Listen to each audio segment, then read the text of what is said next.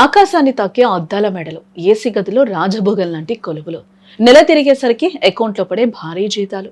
Software engineer అంటే బయట ప్రపంచానికి ఒక లగ్జరీ లైఫ్ స్టైల్. కానీ ఆ మెరిసే గ్లాస్ బిల్డింగ్ల వెనుక చీకటి కోణాలున్నాయని ఎవరైనా ఊహించారా? ఉద్యోగంలో ఒత్తిడి ప్రాణం తీస్తుందా? ఒకవైపు కెరియర్, మరోవైపు వ్యక్తిగత జీవితం. ఈ రెండింటి మధ్య బ్యాలెన్స్ చేయలేకపోతున్నారా?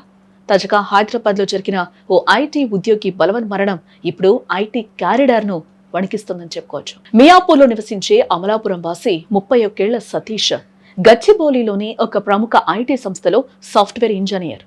పెళ్లై కేవలం ఏడాది, చేతి నిండా పని, అన్నీ ఉన్న ఆ యువకుడి మనసులో ఏదో తెలియని ఆలోచన. పని ఒత్తిడి అనే రాక్షసి అతన్ని నిలువున దహించి వేసింది.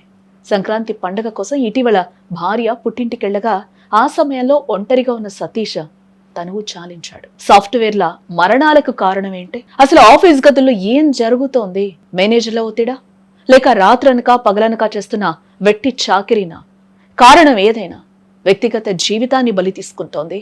వర్క్ లైఫ్ బ్యాలెన్స్ అనేది కేవలం మాటలకే పరిమితమవుతోంది. ఇంటికి ఆసరగా ఉంటాడనుకున్న కొడుకు అర్ధాంతరంగా తనువు చాలించడంతో ఆ కుటుంబం నేడు అనాథగా మిగిలిపోయింది. ఇది కేవలం సతీష్ సమస్య మాత్రమే కాదు, వేలాది మంది టెకీల అంతర్మథనం. సాఫ్ట్వేర్ కంపెనీలు తమ లాభాల వేట పక్కన పెట్టి ఉద్యోగుల మానసికారోగ్యంపై దృష్టి సారించాల్సిన సమయం మించిపోతుందేమో.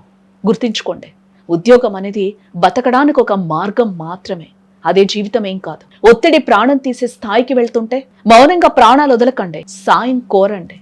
అద్దాల మేడల్లో ఉండే కార్పొరేట్ శక్తులు ఇప్పటికైనా మేల్కోవాలి.